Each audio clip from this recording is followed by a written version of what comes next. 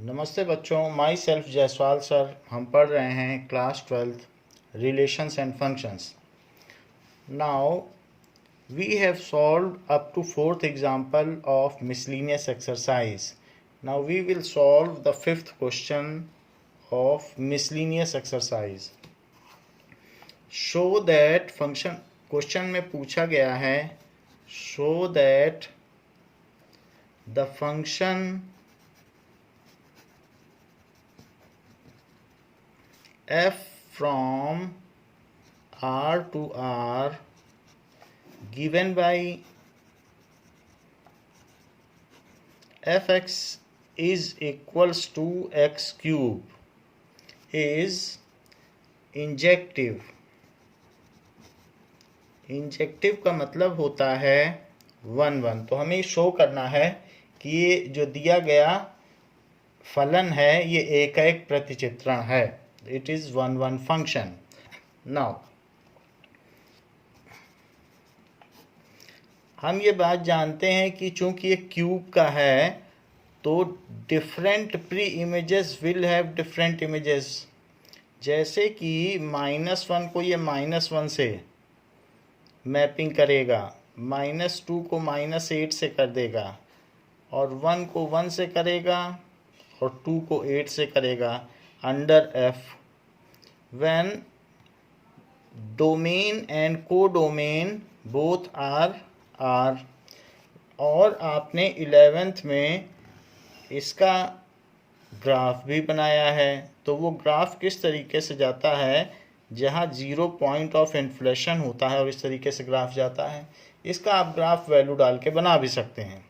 तो ये फंक्शन है जो x और x क्यूब के ग्राफ को बताता है। That is y is equal to x cube. इस ग्राफ को देखने पर भी ये बात पता चल जाती है कि पैरेलल लाइन मेथड से भी अगर आप चाहें तो देख सकते हैं। तो वहाँ पर भी आप देखेंगे तो ये 1 1 है। जस्ट ये आपकी जानकारी के लिए बता रहा हूँ तो कि पैरेलल लाइन में ये ग्राफ कहीं भी पैरेलल लाइन में 2 बार लाइन ग्राफ को कभी भी नहीं कट कर रही है। यानी जो हम पैरेलल लाइंस खींच रहे हैं उसमें ग्राफ 2 बार कट नहीं हो रहा। जैसे किसी किसी में क्या होता है कि ऐसा ग्राफ हो ये, तो लाइन 2 या 3 बार ग्राफ को कट करती है ऐसे। तो ऐसे केस में वो मैनी वन फंक्शन हो जाता है, क्योंकि इस x के लिए भी वही y, इस x के लिए भी वही y और इस x के लिए भी वही y। बट यहाँ पर ऐसा नहीं हो रहा है। तो ये केस होता तो ये मैनी वन का केस होता, मैनी वन। बट यहाँ ये 1 1 है क्योंकि लाइन हर x के लिए अलग y। तो as for different x there is for different y। तो इसलिए ये कहा जा सकता है ये 1 1 है। However, it is a case all about graph. That graph you need not to show, but आपकी जानकारी के लिए बताया गया है। अब हम इसका सलूशन देखते हैं। तो let f x1 is equals to f x2, जहाँ पर x1 x2 belongs to R। This is x1 cube is equals to x2 cube. So x1 is equals to x2। जब क्यूब जिनके इक्वल होते हैं वो वैल्यूज भी equal होती हैं। So function is 1 1। या फिर ये कहा जा सकता है f इज इंजेक्टिव। देखिए 6th क्वेश्चन में आपसे पूछा गया है कि give examples of two function, give examples of two function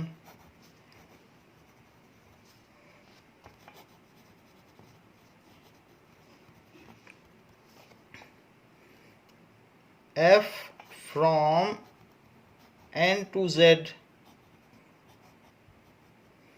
and g from z to z।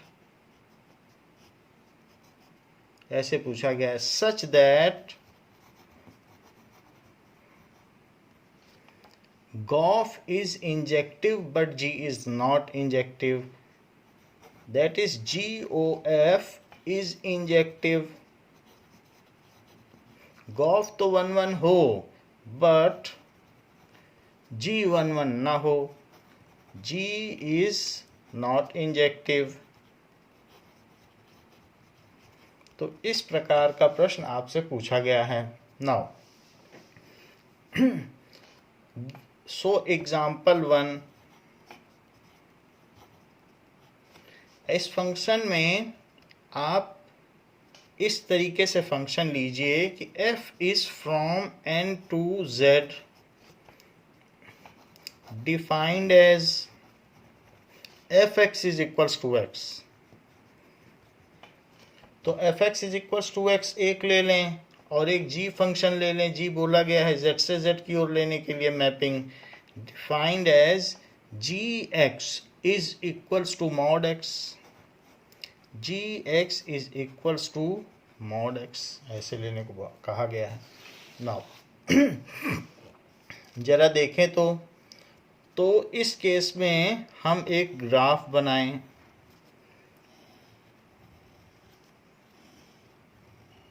ये देखिए, ये n है, ये z है और ये z है.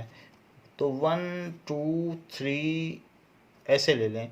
तो ये 1 को 1 से मैपिंग करेगा, 2 की मैपिंग ये 2 से कर देगा और 3 की मैपिंग 3 से करेगा. ऐसा क्यों करेगा f? क्योंकि f एक आइडेंटिटी फंक्शन है, जो उसमें डालोगे वही दे देगा. अच्छा, अब लेकिन z में 1 2 3 तो नहीं होंगे, तो वहाँ पर तो बहुत सारी चीज़ें भी होंगी. वहाँ -1 भी होंगे, -2 भी होगा, -3 भी होगा, 0 भी हो सकता है, 0 भी होगा. तो 1 और -1 दोनों को g आप डाल के देख लीजिए. इसमें 1 भी डालिए, -1 भी डालिए, दोनों डालने पर g1 ही देगा. अच्छा, 2 और -2 के लिए 2 ही देगा, 3 और -3 के लिए 3 ही देगा, और मॉड में 0 डाल दोगे तो 0 दे देगा. तो इस तरीके से ये हमने फंक्शन ले लिया, ये चीज़. तो ये आप देख लें कि यहाँ पर अब अगर मैं गॉफ की बात करूँ तो गॉफ इसको इससे कोरिलेट करता है. दिस इज गॉफ, क्योंकि पहले f से गुजरा और फिर g से गुजरा. ऐसा ही तो हो रहा है, पहले कोई चीज़ f से गुजरी फिर g से गुजरी. अब जरा देखिए कि गॉफ 1 की क्या वैल्यू है. So gof 1 is equals to g of f1 is equals to g1. तो g1 क्या है, 1.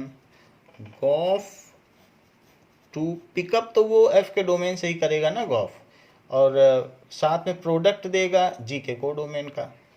सो दिस इज g f2 इस g2 जो कि 2 है, और Gauff 3 is equals to, that is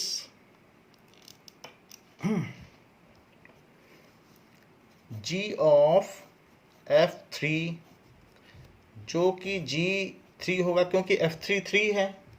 इस तरीके से 3 को 3 से रिलेट कर देगा. ऐसा क्यों कह रहा हूँ, आप चाहें तो g1 को mod 1 लिख लें, तब भी तो 1 ही देगा. g2 को mod 2 लिख लें, क्योंकि हमने ऊपर दिखाया है. आप करना चाहें तो एक स्टेप ऐसा बढ़ा सकते हैं, हमारे पास स्पेस नहीं है तो ऐसा, वरना ऐसा भी लिख सकते हैं कि g1 इज mod 1 और फिर 1, ऐसा भी लिख सकते हैं. ऐसे यहाँ भी लिख सकते हैं g2 इज mod 2, पर फिर भी वही चीज़ आ जाएगी. तो एक तरह से देखा जाए 1 2 3 से 1 2 3 मिल गया है. तो गॉफ 1 1 है. So here gof is 1 1 and f is 1 1 but g is not 1 1. तो हमने पहला एग्जाम्पल दे दिया. Here gof is 1 1, f is 1 1, f is 1 1, but g is not 1 1. तो ऐसी बात पूछी भी गई थी कि G11 ना हो और GOF11 हो, G इज नॉट इंजेक्टिव। तो अब एक दूसरा एग्जांपल लें। Now example 2, f is a function from n to z defined as fx is equals to 2x, यानी वो 1 से 2 को रिलेट करेगा, 1 लेगा तो 2 देगा, अगर 2 लेता है तो 4 देगा, ऐसा करेगा, डबल करके देगा। जबकि g एक ऐसा फंक्शन है जो z to z डिफाइंड होता है as gx is equals to X square. तो ये जो फंक्शन है इसका भी वही हाल है, आप इसकी मैपिंग कर लें और पता चल जाएगा। देखिए कि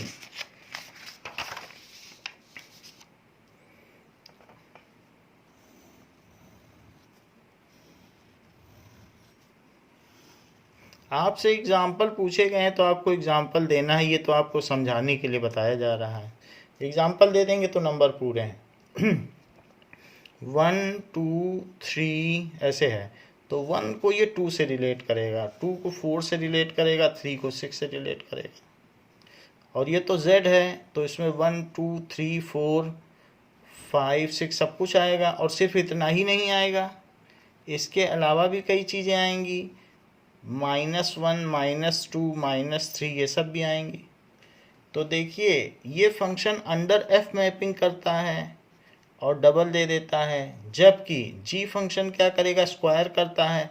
तो 2 का जो स्क्वायर होगा और -2 का स्क्वायर होगा, दोनों का आंसर 4 होगा। 1 का स्क्वायर होगा और -1 का स्क्वायर होगा, दोनों का आंसर 1 होगा। और 3 और -3 दोनों का स्क्वायर 9 होगा। इस तरीके से यहाँ पर जो भी चीज़ होगी हर एक की इमेज मिल जाएगी और इसी तरीके से चलेगी। तो 4 का स्क्वायर होगा और -4 का स्क्वायर होगा, तो दोनों का आंसर 16 आ जाएगा। और इसी तरीके से 5 का स्क्वायर होगा और -5 का स्क्वायर होगा, तो दोनों का आंसर 25 आ जाएगा। तो यहाँ पर मैं बात कर रहा हूँ कि ये जो फंक्शन है, क्योंकि ये z है तो z में तो ये सारी चीज़ें होंगी। तो इस तरीके से देखने पर ये लाइन बीच की नहीं बनानी चाहिए थी हमको, लेकिन बना दी है। तो यहाँ देख रहे हैं कि गॉफ इससे इसको सीधा रिलेट करेगा और गॉफ 1 से अगर आप देखो तो 1 से होते होते उसी लाइन पे चलो तो 1 को 4 से कर रहा है, 2 को किससे कर रहा है, यहाँ लाइन पे चलते जाओ 16 से कर रहा है। और 3 को किससे कर रहा है, 3 से 6, और 6 का ज़रा स्क्वायर कर दो तो क्या आएगा बताओ, 36। 3 को 36, तो 1 1 है कि नहीं, 6 है, यहाँ भी -6 भी आएगा, उसको भी 36 से करेगा ये चीज़। तो मैं ये कहना चाहता हूँ कि ये सब आपको एक्सप्लेन करने की ज़रूरत नहीं है, ये गॉफ है, गॉफ है। तो आप सिर्फ इतना लिख दें, आपको एग्जाम्पल देने की ज़रूरत है जो कि आपने दे दिया है। बाकी हमने आपको समझा दिया है कि कैसे F11 है, G11 नहीं है और गॉफ 11 है। वरना आप इसी मेथड से जैसे मैंने किया है अगर आप करोगे तो किया जा सकता है। Here gof is 11 but G is not 11, G is not 11। F का तो कंपलसरी है 11 होना, ये हमने आपको पहले के वीडियोस में बताया है कि गॉफ 11 है तो F का होना कंपलसरी है, गॉफ ऑन टू है तो G का ऑन टू होना कंपलसरी है। ये रिमार्क में भी लिखवाया है और एग्जाम्पल में भी समझाया है। अब जरा देखें अगला क्वेश्चन। अगला क्वेश्चन भी उसी तरीके से जो मैं आपको बोल रहा हूँ ऑन टू वाली बात। तो 7th क्वेश्चन में क्या कहा गया है, give examples of two function, give examples of two functions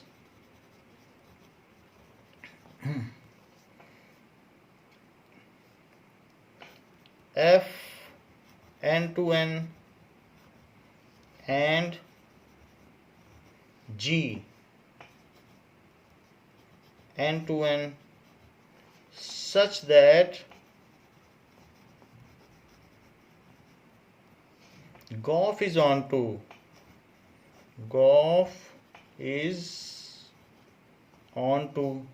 but F is not onto.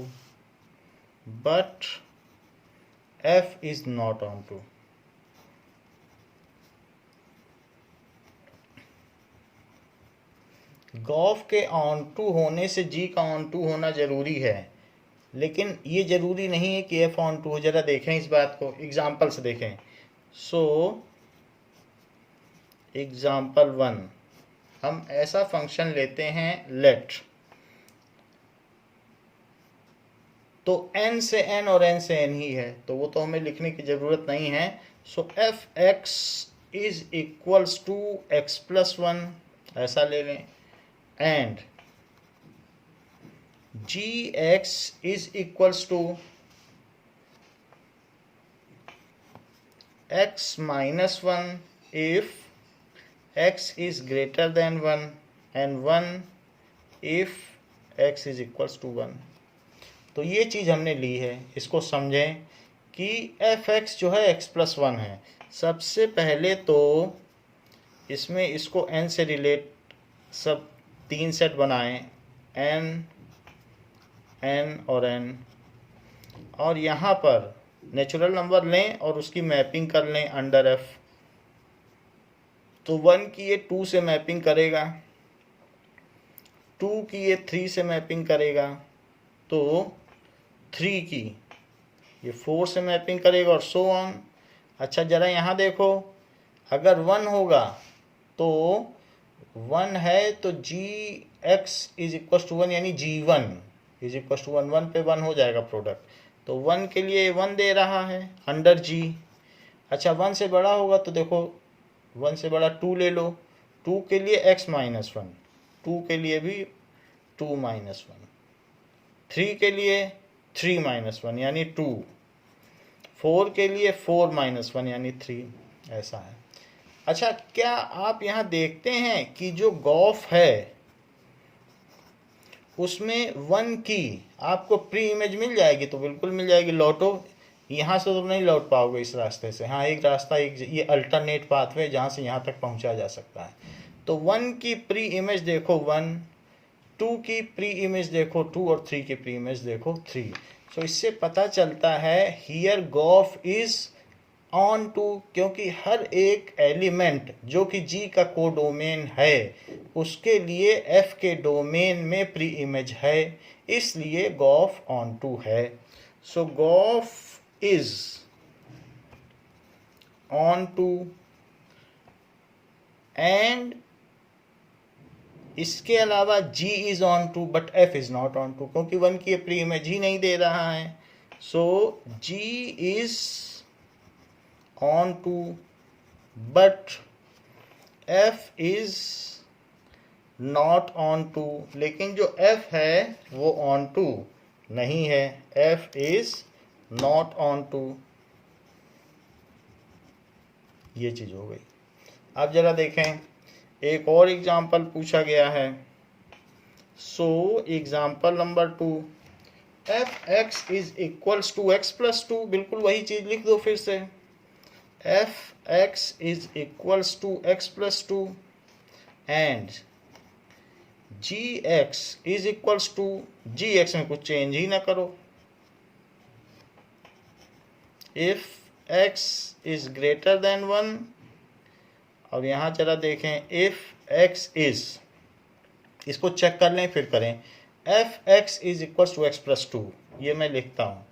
तो ये n और ये n, तो n 1 2 3 4, तो x plus 2 1 को 3 से रिलेट करेगा, 2 को 4 से रिलेट करेगा, 3 को 2 जोड़ रहा ना, तो 3 को 5 से रिलेट करेगा और 4 को 6 से रिलेट कर देगा। अच्छा लेकिन 1 और 2 बचा रह गया, तो यहाँ पर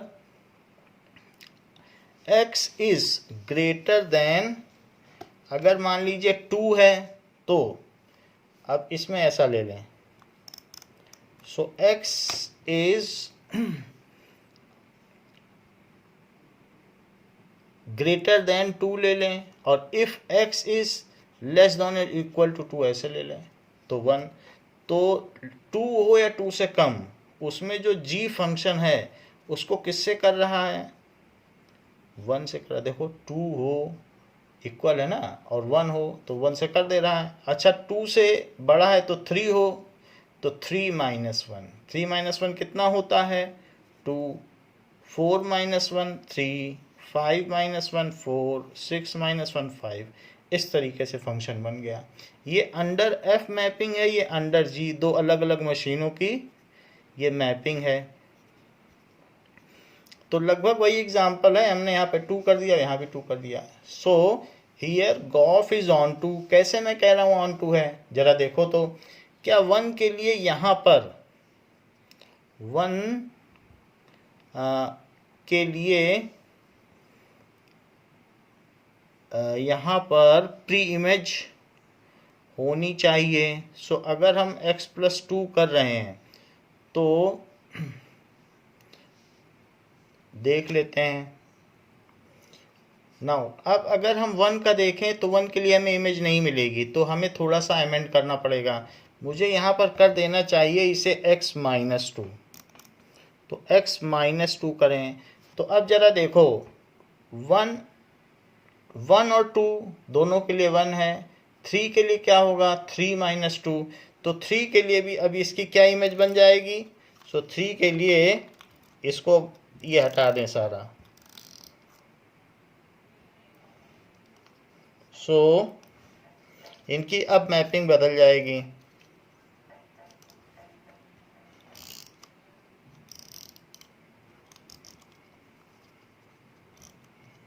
देखिए जो 3 की मैपिंग होगी वो भी 1 में हो जाएगी। क्यों, क्योंकि 3 के लिए अगर 3 लेंगे तो 3-2 1 हो जाएगा। 4 के लिए 4-2, तो 4-2 क्या होता है 4-2 दैट इज 2, तो 4 की मैपिंग 2 पे होगी। 5 की मैपिंग 5-2, तो 5 की मैपिंग 3 पे होगी। और 6-2, तो 6 की मैपिंग 4 पे होगी। ऐसे ही 7 की मैपिंग 5 पे हो जाएगी, तो ये बन जाएगा। अब जरा देखें तो क्या हर एक एलिमेंट के लिए यहाँ पर प्री इमेज है, बताइए। 1 के लिए प्री इमेज है तो हाँ 3 के रास्ते से लौट सकते हो।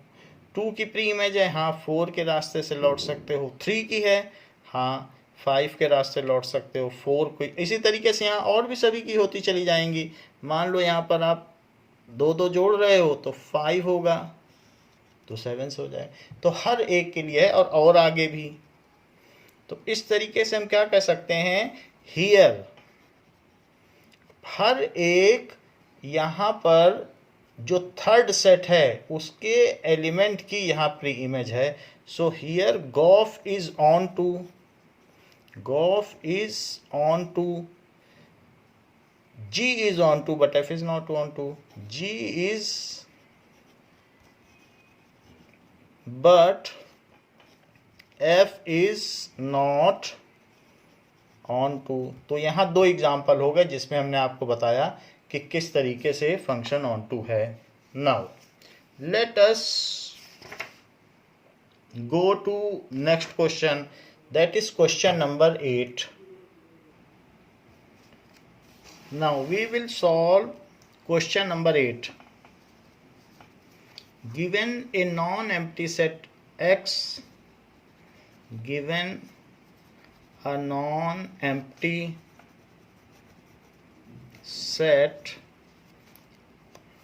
X, consider Px which is the set of all subsets, यानी वो पावर सेट है, which is the set of all subset of X. Define the relation R in P X, define the relation R in Px as follows. For subset A B in Px, for subset A B in Px, A R B, if and only if A R B, अभी मैं आपको ये question समझाता हूँ. If and only if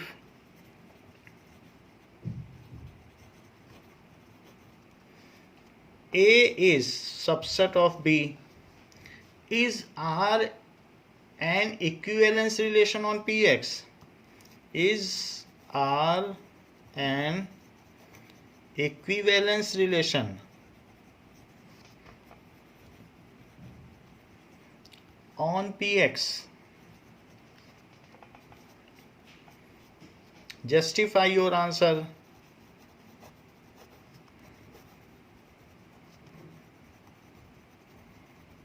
तो ऐसा कहा गया है. क्वेश्चन में कहा गया है कि Px x के सभी सबसेट्स का मास्टर सेट है, यानी पावर सेट है, जिसमें इसके सभी सबसेट्स एज एन एलिमेंट आते हैं. और जो R है एक रिलेशन है Px में, यानी सबसेट्स के बीच में रिलेशन है. तो अब R में Px में तो बहुत सारे सबसेट हैं, तो वो रिलेशन सबसेट्स के बीच में लिया गया है.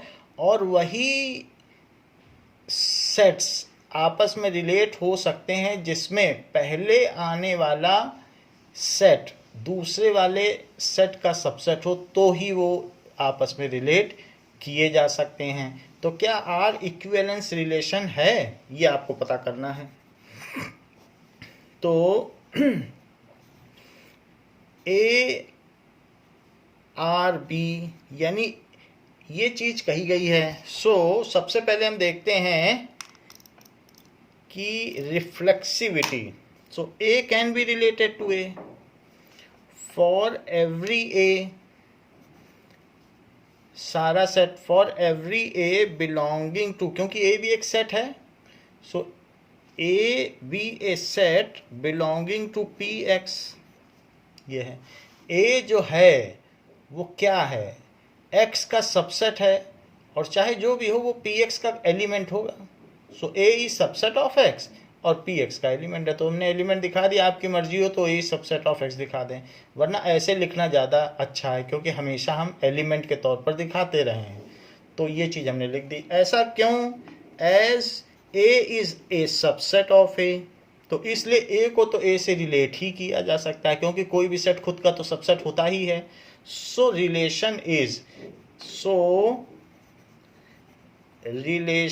इज रिफ्लेक्सिव, इसलिए रिलेशन रिफ्लेक्सिव हुआ. अब जरा देखें, let A is related to B, जहां पर A B पावर सेट के एलिमेंट हैं और X के सबसेट हैं. इससे इम्प्लाई होता है कि A is subset of B, and इससे इम्प्लाई होता है कि B is not subset of A. A अगर B का उप समुच्चय है तो B A का उप समुच्चय कैसे हो जाएगा? तो B इज नॉट सबसेट हो A का नहीं हो सकता. और इससे इम्प्लाई होता है कि B R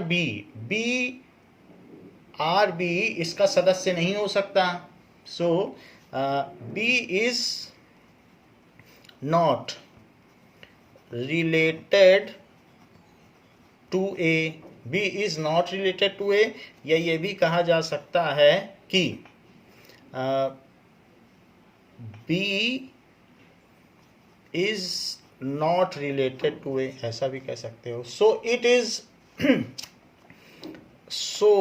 R is not symmetric, इसलिए वो सिमेट्रिक नहीं हुआ रिलेशन, क्योंकि ARB था बट BRA नहीं पाया गया, तो इसलिए ये सिमेट्रिक नहीं हुआ. अब जरा देखें तीसरा, late A or B, A is related to B and B is related to C, जहाँ पर A, B, C ये पावर सेट ऑफ X के एलिमेंट हैं, तो इससे ये पता चलता है कि A is subset of B and B is subset of C, यानी A B का सबसेट है और B C का सबसेट है, तो A C का भी सबसेट हो गया. This further implies A is subset of C and this further implies A is related to C. इससे ये इम्प्लाई हो गया कि A is related to C. A is related to C. So relation is transitive. So relation is transitive. As relation is reflexive and transitive but not symmetric. Symmetric नहीं है, reflexive और transitive तो है but symmetric नहीं है. So it is not an equivalence relation. As R is reflexive and transitive,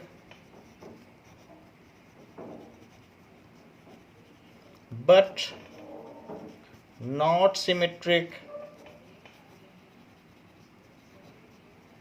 so R is not an equivalence relation. इसलिए ये समतुल्य संबंध नहीं हुआ. बात कही गई है कि 9th क्वेश्चन बाइनरी ऑपरेशन से है, तो 9th छोड़ के 10th करते हैं. 10th क्वेश्चन में find the number of all onto function.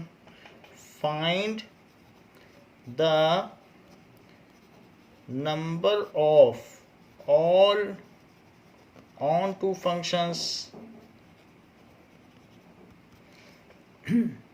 from the set 1 2 3 से 1 2 3 से लेकर n तक to itself. इसमें number of onto relations हमें बताने हैं to itself. नाउ चेक करते हैं.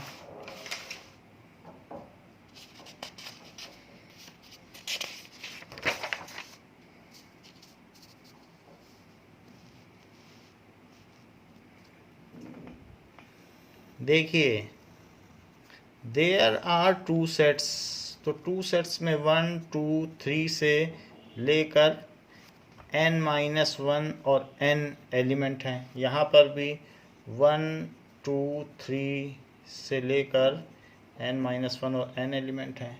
सो फर्स्ट एलिमेंट, इसमें ये दोनों एक ही सेट हैं, सेट फर्स्ट और सेट सेकंड दोनों एक ही हैं, तो हमें इन सभी के यहाँ पर इमेज मौजूद हैं और सबको रिलेट किया जा सकता है. और ये भी सही बात है, फंक्शन में कोई खाली भी नहीं होना चाहिए, तो एक को एक से ही रिलेट कर सकते हो. यहाँ पर ऐसा नहीं 2 को 1 से रिलेट कर दोगे तो ऐसा होगा कि ऑन टू है तो फिर यहाँ एक खाली बच जाएगा. भाई अगर ज़्यादा को 1 से कर दोगे तो बाकियों का क्या होगा, दोनों तरफ इक्वल नंबर हैं, तो एक आदमी एक से ही हाथ मिला सकता है. Now first element can be related to any element in n ways. जो फर्स्ट एलिमेंट है, first element of codomain can be related to any element of domain in n ways. क्योंकि किसी से भी रिलेट कर दो, आपकी मर्जी. तो जब पहला रिलेट हो गया तब नाउ तो फर्स्ट एलिमेंट क्या है, फर्स्ट एलिमेंट ना लिख करके 1 लिख दो आप, 1 कैन बी रिलेटेड, क्योंकि 1 2 है, सो 1 element. Now 2 of codomain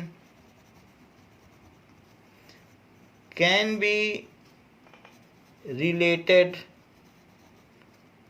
to rest of elements with n-1 ways। ऐसा क्यों? क्योंकि एक को जब फिक्स कर दोगे तो कितने यहाँ बचेंगे, n-1। तो 2 के लिए आपको n-1 ऑप्शन मिलते हैं। एंड 3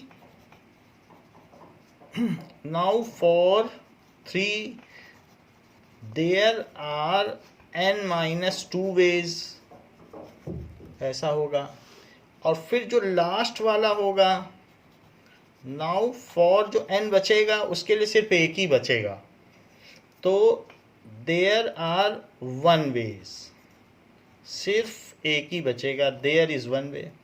अच्छा, जो हमने फंडामेंटल थ्योरम ऑफ मैथमेटिक्स पढ़ी है कि अगर शर्ट पहनने के 2 तरीके हैं, पैंट पहनने के 3 तरीके हैं, मतलब अलग अलग कलर के हैं, टाई पहनने के इतने के, टोटल नंबर ऑफ वेज कितने हुए, तो सबका मल्टीप्लाई कर दो। So total number of ways कितने हो गए, total number of ways is equals to n-1 से लेकर 3 to 1, that is factorial n ways. एक तो ये तरीका है, otherwise n books can be put in n shelves, n किताबें n शेल्फ्स में, या n लेटर्स n इन्वेलप में फैक्टोरियल n वेज से रखे जा सकते हैं। ये भी एक तरीके का अरेंजमेंट है, परम्यूटेशन है, तो सीधा ये भी कह सकते हो। तो दूसरा तरीका ये है कि n एलिमेंट्स इन कोडोमेन, तो n elements in codomain can be related to n elements of domain in n-Pn ways, that ways कितने हो गए, n factorial upon n-n factorial. So this is n factorial upon 0 factorial is equals to n factorial. चाहे तो ऐसे कर लो, बात वही है। There is a question number 11। Question number 11 क्या कह रहा है, it says that let s is equals to ABC and t is equals to 1 2 3, let s is equals to ABC and t is equals to 1 2 3, find f inverse, find f inverse of the following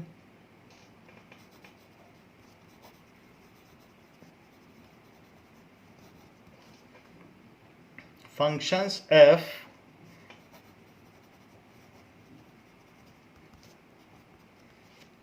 from s to t, from s to t, if it exists, if it exists। तो ये बात आपसे पूछी गई है। First part इसका क्या है, f दिया है ordered pair A3 B2 and C1, ये है। तो आप देख लें 3 एलिमेंट यहाँ है, 3 एलिमेंट यहाँ है, और यहाँ डिस्टिंक्ट एलिमेंट्स जो है डिस्टिंक्ट से रिलेटेड है, डिस्टिंक्ट प्री इमेजेस की डिस्टिंक्ट इमेजेस है।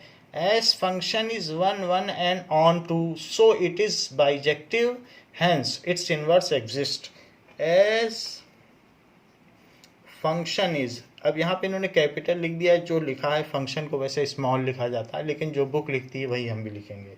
As f is 1 1 and on to, so it is bijective,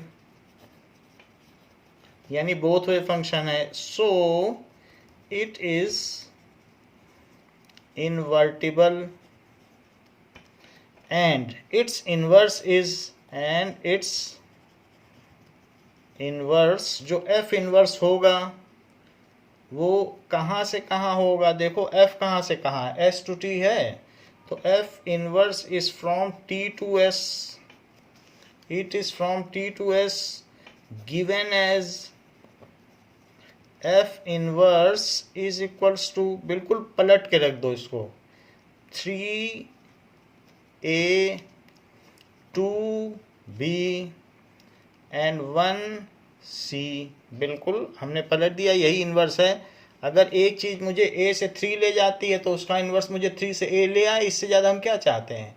b से 2 ले जाती है तो 2 से b ले आए, c से 1 ले जाती है तो 1 से c, यही इसका इन्वर्स हो गया। और डोमेन और कोडोमेन को शफल कर दे, तो यही चीज़ हम चाहते हैं। सेकंड पार्ट इसका क्या है, कहता है कि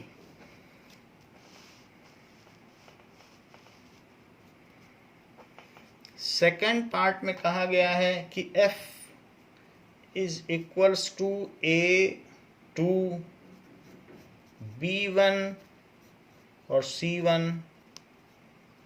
देखो b और c की कॉमन इमेज है तो लौटना संभव नहीं है। सो एज यहाँ पर b and c pre images, b and c pre-images have common image,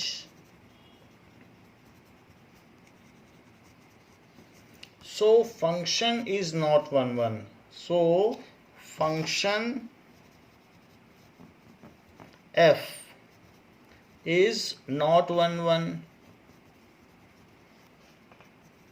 hence on to भी नहीं है क्योंकि 3 की कोई प्री इमेज नहीं है, हैंस, लेकिन हमने ऑन टू की बात ही नहीं कही क्योंकि 1 1 ही जो है नहीं हुआ, तो इसलिए it is not bijective, so it is not invertible.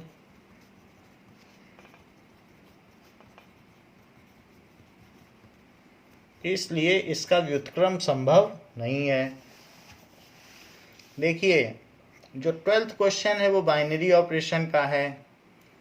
हम लोग क्वेश्चन करते हैं 13th भी बाइनरी ऑपरेशन का है, 14th भी बाइनरी ऑपरेशन का है।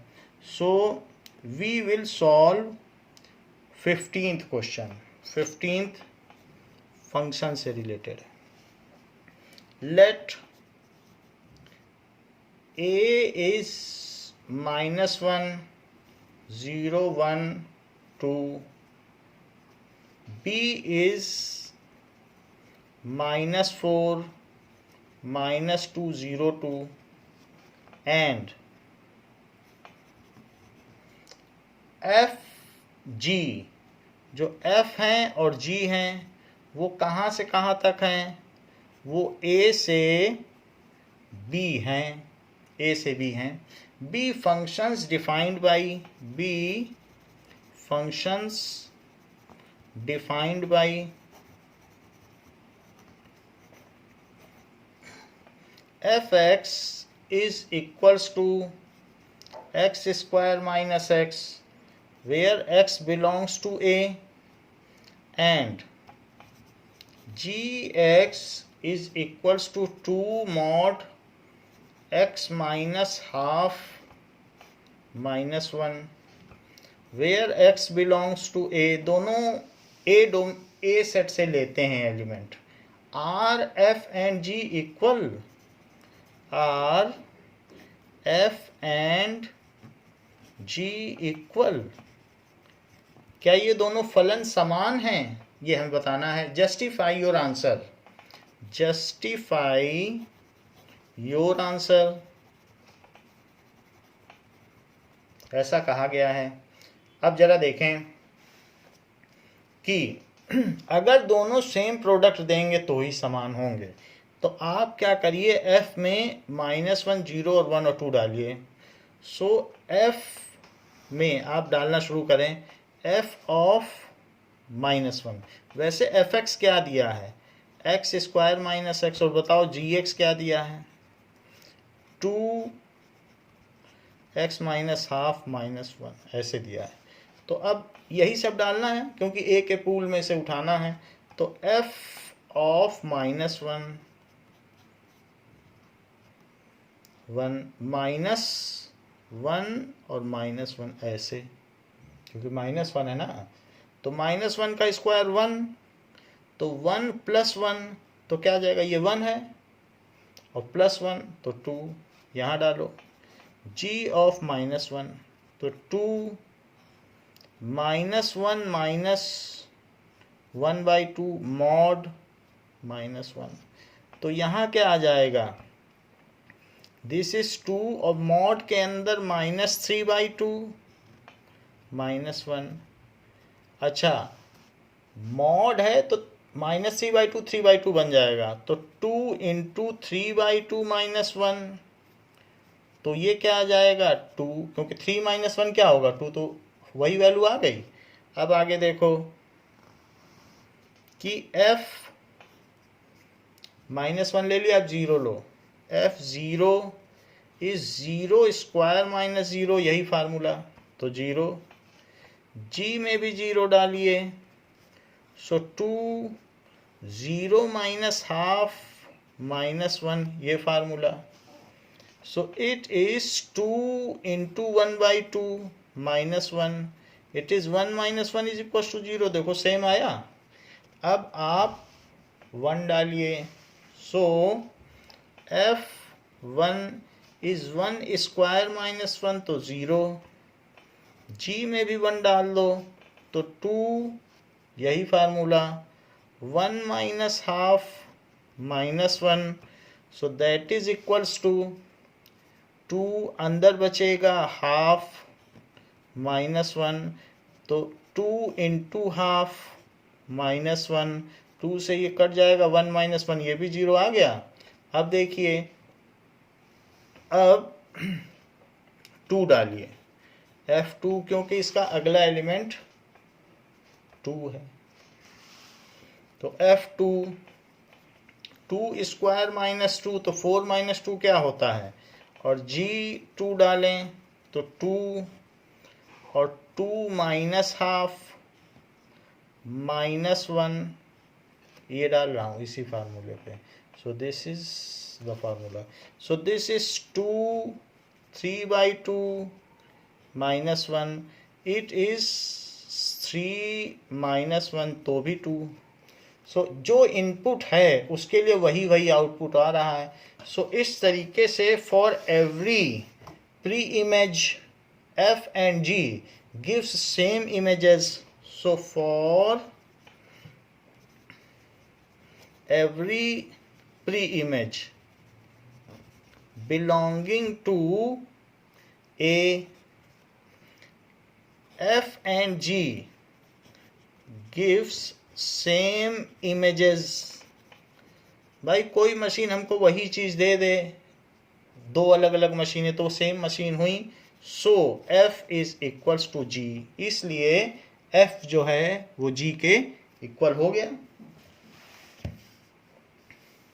Now 16th question, 16th question में कहा गया है कि let a is equals to 1 2 3, the number of relations containing, then the number of relations containing 1 2 and 1 3, 1 2 and 1 3 उसके खास सदस्य हैं, इनको होना ही होगा। Which are reflexive and symmetric but not transitive, which are reflexive and symmetric but not transitive.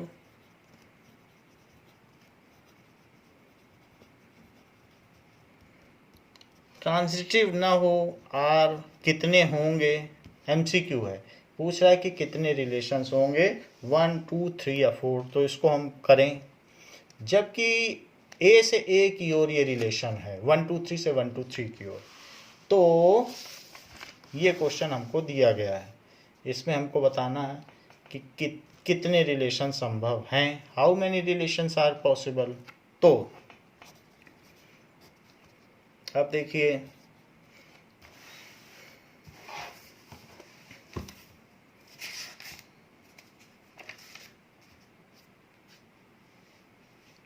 जैसे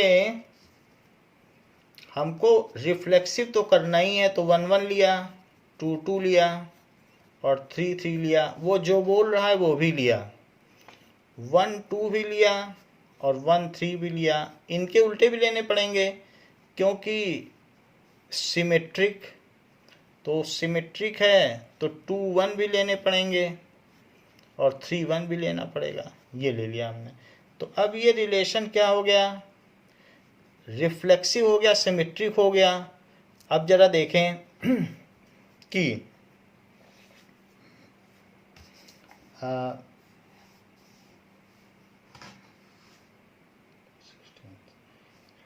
तो यहाँ पर ट्रांजिटिविटी चेक करो। ट्रांजिटिविटी अब जैसे क्या है, 1 2 2 1 तो 1 1 आ रहा है, 1 3 3 1 तो 1 1 आ रहा है, 3 1 1 2 3 1 1 2 से 3 2 नहीं आ रहा है। तो इसका मतलब है कि देखो 3 1 और 1 2 लोगे तो 3 2 आना चाहिए, पर 3 2 यहाँ नहीं है, इसलिए ट्रांजिटिव नहीं है। 3 1 1 2 देखो 1 बाईपास हो गया, 3 2 आना चाहिए। तो एक तो ये रिलेशन हो गया। अब आप अपनी मर्जी से कोई दूसरा ऐड करना सोचो कि क्या ऐड करें। ये कितने एलिमेंट हो गए, 1 2 3 4 5 6 7, 2 3 और 3 2 बचा है। तो अगर 2 3 3 2 ऐड कर दोगे, 2 3 ऐड करोगे तो 3 2 भी ऐड करना पड़ेगा। तो फिर वो 9 के 9 एलिमेंट्स हो जाएंगे और वो इक्विवेलेंस रिलेशन हो जाएगा, और ऐसे केस में वो ट्रांजिटिव भी हो जाएगा। तो हमें तो ट्रांजिटिविटी नहीं चाहिए, तो इसके अलावा अब हम और कुछ भी नहीं ऐड कर सकते। अगर आप 2 3 करोगे तो सिमेट्रिक बनाने के लिए 3 2 करना पड़ेगा, तो 9 के 9 एलिमेंट हो जाएंगे और वो रिलेशन इक्विवेलेंस रिलेशन हो जाएगा। तो इसका आंसर है देयर आर ओनली 1 रिलेशन, जो कि ऐसा हो। इसके अलावा अब और कुछ नहीं ऐड कर सकते। 2 तो उसके कहने पे ऐड कर दिए, उसका उल्टा हमने इसलिए ऐड कर दिया क्योंकि सिमेट्रिक बनाना था। और अब और कुछ नहीं ऐड कर सकते क्योंकि 2 3 ऐड करेंगे तो 3 2 भी करना पड़ जाएगा, और जब सारे एलिमेंट्स होते हैं तो इक्विवेलेंस रिलेशन होता है। अब जरा देखें कि let A is equals to 1 2 3, 17th question, let A is 1 2 3, then number of equivalence relation, then number of equivalence relation containing 1 2,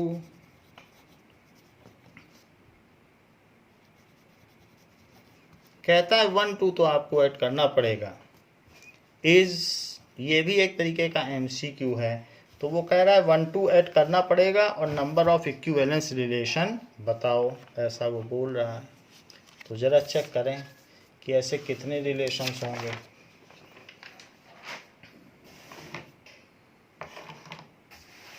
now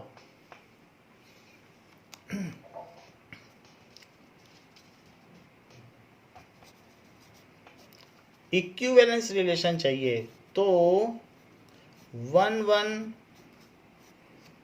2 2 3 3 ये तो ऐड करना ही पड़ेगा रिफ्लेक्सिव के लिए। उसके कहने पे 1 2 ऐड कर दो, उसका 2 1 भी करो क्योंकि सिमेट्रिक बनाना है, और इसी से ट्रांजिटिविटी भी आ गई क्योंकि 1 2 2 1 से 1 1 और 2 1 1 2 लेने पे 2 2 वो सब यहाँ हैं, तो एक तो ये हो गया R2। अब अपनी मर्जी से कुछ और ऐड करो, 1 1 2 2 3 3 ये तो लेने ही पड़ेंगे। अच्छा 1 2 उसका खास सदस्य है, उसे लेना पड़ेगा, उसको सिमेट्रिक बनाने के लिए 2 1 लेना पड़ेगा। अब अपनी मर्जी से कुछ जोड़ दो, मान लो आपने कहा भाई हम तो 1 3 जोड़ते हैं, तो 1 3 अगर आपने इंक्लूड किया तो 3 1 भी इंक्लूड करना पड़ेगा। अच्छा 3 1 1 2 ट्रांजिटिविटी चाहिए, तो 3 1 1 2 से 3 2 बनेगा कि नहीं, 3 1 1 2 सोचो मन में, तो 1 बाईपास हो गया और 3 2 ट्रांजिटिविटी भी तो चाहिए इक्विवेलेंस के लिए, तो 3 2 आपको मजबूरन ऐड करना पड़ा। लेकिन 3 2 के ऐड करने से उसको सिमेट्रिक बनाने के लिए 2 3 ऐड करना पड़ा, और अब सारे सदस्य आ गए 1 2 3 4 5 6 7 8 9, क्योंकि 3 इंटू 3 जब 3 नंबर्स होते हैं तो क्रॉस प्रोडक्ट में टोटल 9 सदस्य होते हैं और 9 के 9 आ गए, तो एक इक्विवेलेंस रिलेशन ये हो गया, एक ये, तो कितने रिलेशंस हो गए, देयर आर 2 इक्विवेलेंस रिलेशंस। अब देखिए क्वेश्चन में कहा गया है कि let R be signum function, let f is from R to R be the signum function, be the signum function,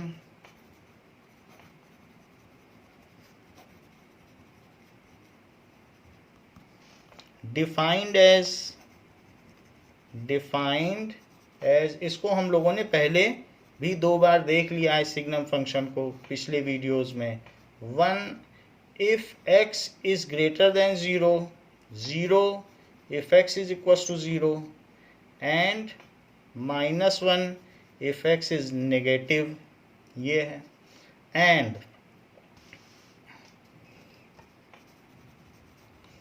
g is from R to R, b greatest integer function, b greatest integer function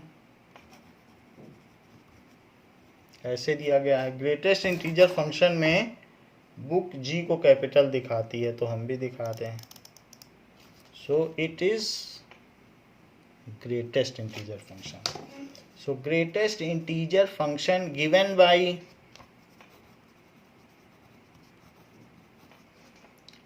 ji x is equals to braces x, ऐसे braces लगा दीजिए, where braces x is greatest integer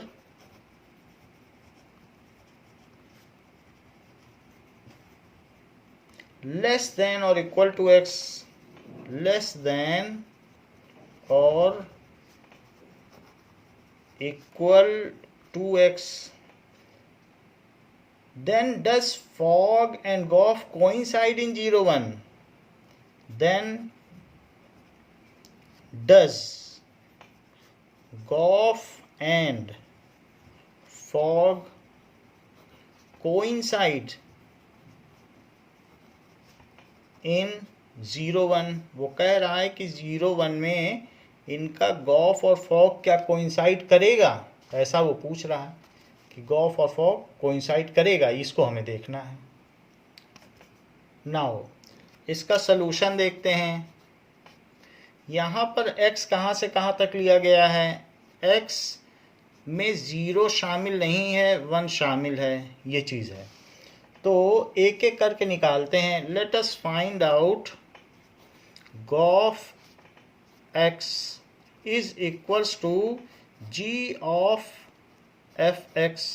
अच्छा f signum function है, तो 0 से बड़ा हो, ये है सिग्नम फंक्शन, 0 से बड़ा होने पर इसकी वैल्यू क्या हो जाती है, this is signum function, signum x कहा जाता है इसको। और ग्रेटेस्ट इंटीजर फंक्शन क्या होता है कि 0 से 0 पे 0 है और तब तक 0 है जब तक 1 नहीं आ जाता, और 1 पे बाउंस हो के 1 हो जाता है और फिर इधर चलता है। और इसी तरीके से यहाँ पर ये इस तरीके से चलता है। तो ये है ग्रेटेस्ट इंटीजर फंक्शन। ये दोनों अलग अलग हमने दिखा दिए। अब जरा देखो, ये एफ एक्स है सिग्नम और ये है जी एक्स, जबकि ये हमारी मेन एक्स एक्सिस है और ये भी एक्स एक्सिस है। जरा देखो एफ एक्स 0 से 1 में सिग्नम एक्स की क्या वैल्यू होगी, यानी एफ एक्स की क्या वैल्यू होगी। तो 0 से बढ़ा नहीं कि एफ एक्स हुआ 1। देख लो, 0 से आगे बढ़ते, 0 से बड़ा है ना एक्स, तो एक्स हुआ 1, ये है। और ग्रेटेस्ट इंटीजर G1 क्या हुआ, तो 1 पर तो ग्रेटेस्ट इंटीजर वैल्यू की 1 होती है, तो ये 1 हो गया। अब फॉग निकालिए, FOG1, ये तो it is f of g x लिखिए, क्योंकि x के बारे में निकाला जा रहा है। तो x, ये x है ना, ये डोमेन रख रहे हैं।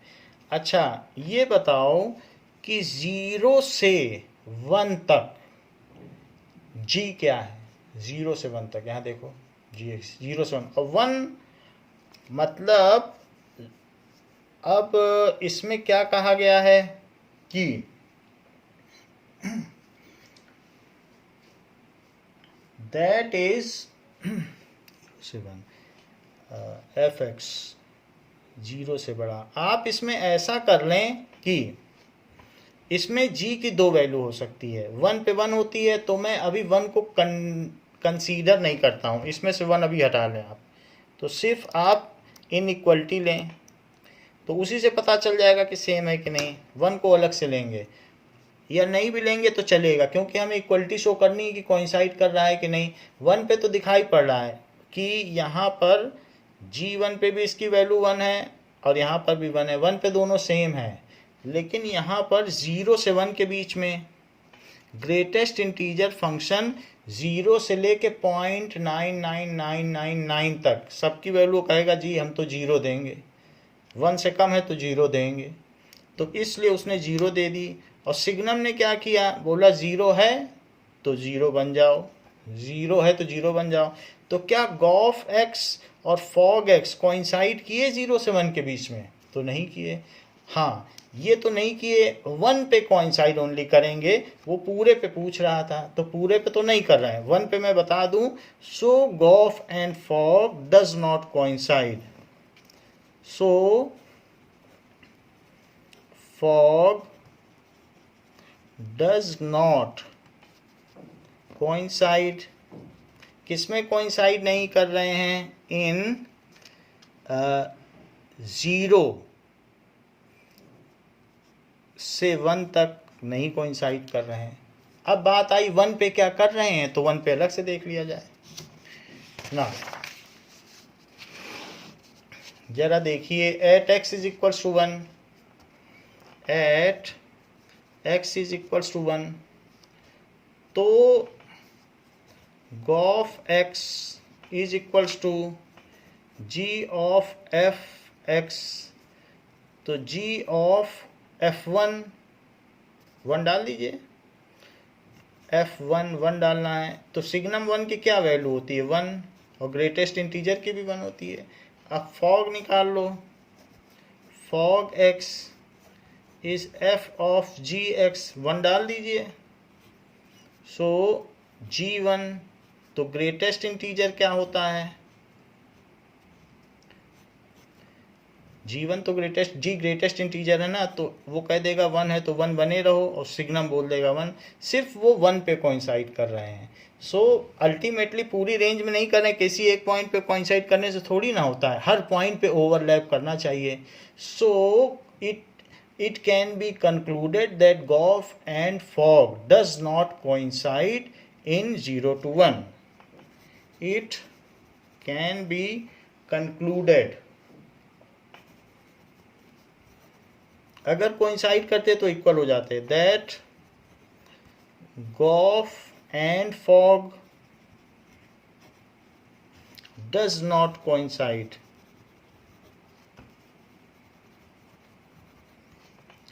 इन 0 to 1, 0 to 1 में वो कोइंसाइड नहीं करते।